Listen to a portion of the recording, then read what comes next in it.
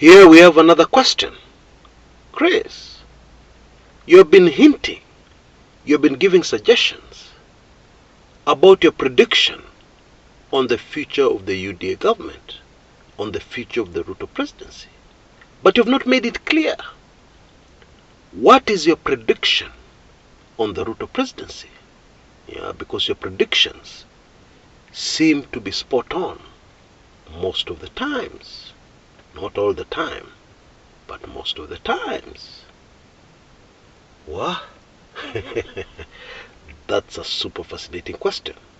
By the way, if you have a question that you'd like me to create a video to answer, simply use the email address you see on your screens right now. You missed this at gmail.com, and put in the subject area, question for Chris Kumekucha. Yeah, and then I'll look at the question and I'll pick questions regularly which I can answer, yeah, which helps all of us to keep up with Kenyan politics. And I've found out that it's very effective so far, haven't you? Right, let's answer this question before us. Now, we all know, at least some of us do, because a vast majority of us ignore the spiritual. But it is a fact I cannot change. It is a fact you cannot change. It is a fact nobody can change. That things happen in the spiritual long before we see them unfold in the physical. So first of all, it happens in the spiritual, and then it happens in the physical. Now what that means is that if you're aware of the spiritual season you are in, yeah, very simple thing, not very hard to do, then it is very easy for you to predict what is going to unfold, especially politically. Yeah. Now if you can go in a little deeper and analyze what is happening spiritually based on the season, then you can become even more accurate in your political predictions. Now, concerning the William Samoei Ruto government administration, we need to identify the ruling spirit in the spiritual. Now let me simplify this further by giving you a day-to-day, everyday example that many of us must have experienced in their lives. And let me tell you a story. And this is a true story. It is something that I experienced with my own eyes. I have seen it. It is not something I read somewhere. It's not a movie I watched. No. It is something I saw unfold before my very eyes over decades. Okay? This young girl from a very poor family had a friend, a girl they went to school together with. Yeah, and this friend of hers, her brother was very rich. And so this girl from a poor family approached her friend and told her, you know, I want to go to Nairobi to look for a job. And you have a very rich brother. So you talk to him, he hosts me. Please. You know the situation of our family. Yeah, and I don't know anybody in Nairobi who can host me. And so to cut a long story short, her friend introduced her to the wife of her brother, her sister-in-law, the wife of this very rich man. And this woman had a very clean heart, the wife of the rich man. And she took pity on this young girl. And so she told her, don't worry, I'm going to host you in a servant's quarters. You'll have your own room. It is self-contained. There's a toilet. There's everything there.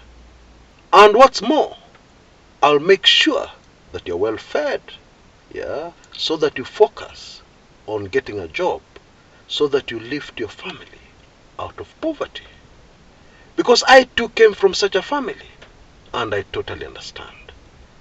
So this girl was taken in. But before very long, something bizarre started happening. The rich man would come from the office, yeah, get into the house, freshen up, and then drive out of his compound. But then he did not go very far. He'd drive a few meters down the road and park his car. And then this young lady from a poor family, who was being hosted by the man's wife, would quietly sneak out of the gate and walk towards the car.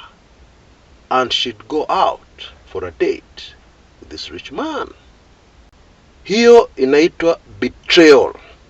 Yeah, because people say this woman from a poor family used witchcraft to ensnare this rich man.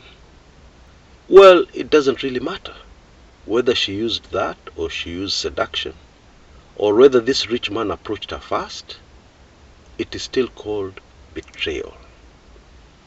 And after a very short while, this girl from a very poor family in Oshago got married to this rich man as his second wife.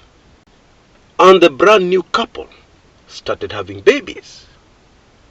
And then something else bizarre happened. This woman got pregnant. And the pregnancy was not her husband's. And as fate would have it, the child she got was a photocopy of the man she cheated with. Yani alitoka exact replica. And her husband got to know about it. And of course he was very upset. And he got rid of her. But I don't know what she did. Soon she was back. Yeah, I don't want to speculate. People do things. Especially women. They can be very devious. And she was back in the marriage. Now wakaendelea. They got more children. Now already there you can see something that is consistent. Betrayal and rebellion. She betrayed somebody who wanted to help her, her authority. And then she betrayed her husband when she got married as a second wife. To cut a very long story short, this woman's life has been ruled by two spirits, the spirit of betrayal and the spirit of rebellion. Her children rebel against her, despite the fact that they were very close when they were being brought up. Her children betray her. Her children betray her all the time.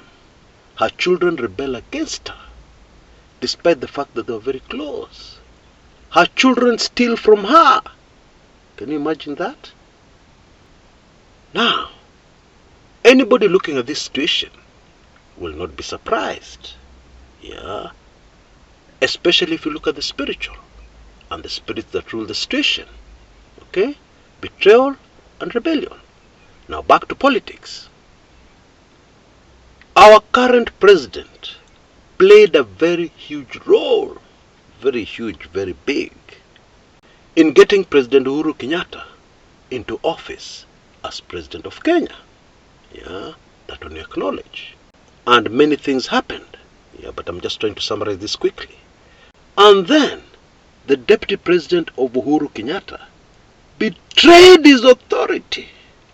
He rebelled against his authority.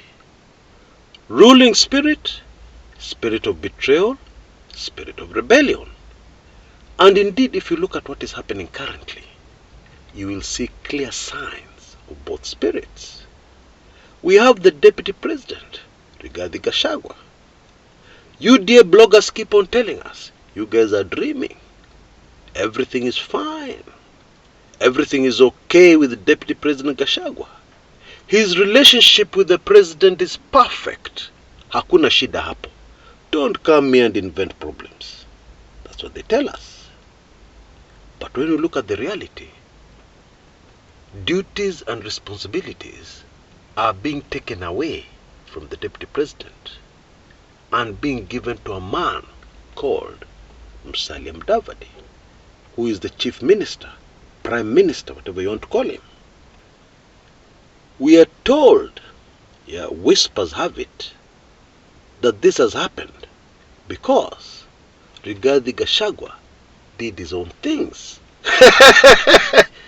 He did a bit of betrayal here and a bit of rebellion here. Yeah. In trying to bring together the people of Mount Kenya, yeah, so that they speak with one voice. Now, I had a video here where I analyzed and I concluded that this unity of the House of Mumbi was not a good thing for the Ruto presidency. And some people here rubbished that. Yeah. But we can now see clearly it was not, and it will never be a good thing for the Ruto presidency. So consistently, the two words that have to be used to describe the situation within Kenya Kwanza and within the Ruto administration are betrayal and rebellion.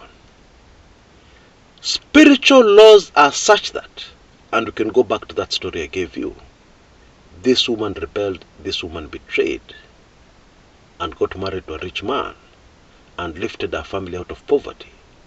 But did you think, for any minute, for any second, that those things she did would not catch up with her?